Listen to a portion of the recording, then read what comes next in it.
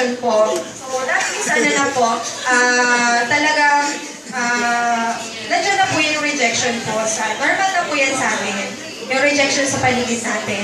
Of course, maging ano lang tayo, attend lang tayo ng training kasi po, yung mga rejection na yun, meron yung sagot. Yes. Okay? And then, kung sino po yung reject sa inyo, awan. Okay? Kasi darating yung time, sila rin po ang kusang lalapit sa inyo. Yes. Okay? Sabi nga niyan po, kapag may nag-reject sa inyo, darating yung time, sila rin po yung mangungulit na. Tama? Meron po ako niyan mga na-encounter na ganyan. So, bakit po, paano ko po nalampasan yung mga challenges na yun? Of course, naniwala mo na ako, sabi ko sa inyo, sarili ko yung kalaban mo. Kailangan ko muna ayusin yung sarili ko, yung attitude ko po. Okay? So, dapat mo makita, pag nakita mo, paniwalaan mo. Okay? Pag iwalaan mo, gawin mo ng paraan. So, action. Then after, nandun na po yung result. Yes. Okay? So, and then, of course, trust mo sa sarili. Kasi po alam nyo, kayo, natutuwa ako sa inyo. Kasi, meron 1 week, 2 weeks, nakapag-RBP na.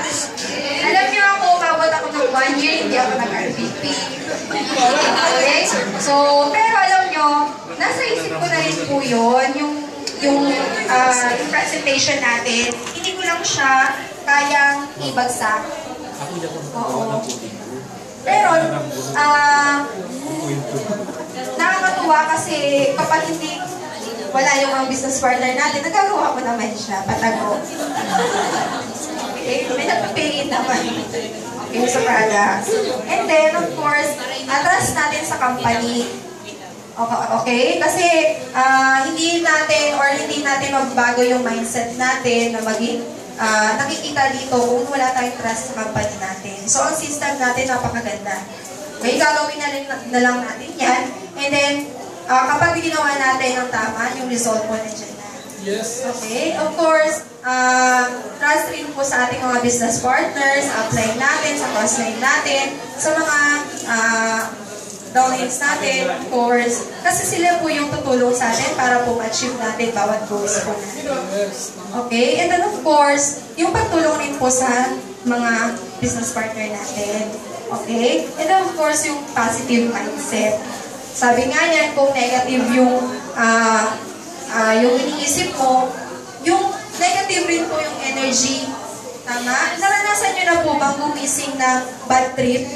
Yes. Okay? Di ba whole day bad trip kayo? Yes. Okay? So, kapag positive naman, kapag bagong gising kayo nakasmile, positive na positive yung energy, whole day talaga positive yung mangyayari sa inyo. Yes. Okay? So, ganun po yun. So, lagi lang tayong positive. Kasi dito naman sa Royal, kapag hindi ka positive, panghihinaan ka ng loob. Okay? And then, alam nyo, nung time na yun, kapag negative po kayo sa labas, balik na kayo sa office. Kasi ito po yung charging station natin. Yes! Okay? Charging station po natin yan. So, ang mga tips ko na lang po sa inyo, kasi part-time po puting ginagawa, sa mga part-timers, of course, mahirap po magsabihin yung work. Tama po ba? Ay, hindi. Hindi sumasagot. Time management lang po yung kailangan natin. Yes. Ako po, kwento ko lang sa inyo, ang ginagawa ko po, siyempre marami tayong paperworks, mga teacher. Ang ginagawa ko sa school ko na po yung ginagawa lahat. Okay? So, kapag break time ko, wala ng break time, gawa ng papers, lesson plan, visual aid, kung ano ng mga paperworks. And then, pag uwi ko dito sa Naga, ano na ako, stress-free na ako. Yan. Royal na lang. Yes! Okay? Ganun lang po yun. Kasi lahat naman tayo merong oras. So, ang mga walang oras, mga alien yan. Joke lang. Hindi lang yan marunong mag-time management. So, sunod, yung passion mo sa ginagawa mo. Tama? Kasi dito sa Royal, kapag enjoy kasi ginagawa mo, magagawa mo siya ng tama. Okay? At makakahawa ka sa mga business partner mo. Tama? So, sunod po yung commitment. Okay, sinimulan na natin to. Gawin na po natin. Yes! Okay, tuloy-tuloy na po natin ito. Tama. Diba? Tama. And then, ano pa yan? Ang Royal, kapag, kumbaga, pag alam natin yung deepest point natin, kasi dito may deepest point, siguro, lahat naman po. So, kapag alam natin yung deepest point natin, madali natin siya magagawa. So, kapag negative kayo, balikan nyo lang po yung mga deepest point nyo. Okay, family, yung savings, kung ano-ano. So, magpa-positive ulit po kayo. Okay po? And then, si Royal naman yung company, ang Royal po, isang company po siya na napaka-generous. Yes. Tama? Generous po sa mga taong sobrang sipag. Yes! Tama? Pero hindi siya generous sa mga taong tamad. Tama. Yes. Tama? So, gawin natin to. Tama? Tama. Bigyan natin ng effort. Kasi hindi naman to yung business na kapag umupo ka, kikita ka.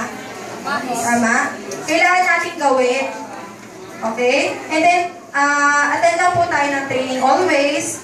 And then, makinig po tayo sa mga business partner natin kung ano man yung ina-advise nila. And then, of course, paniwalaan mo ang sarili mo. Okay po? So, with that po, thank you very much po.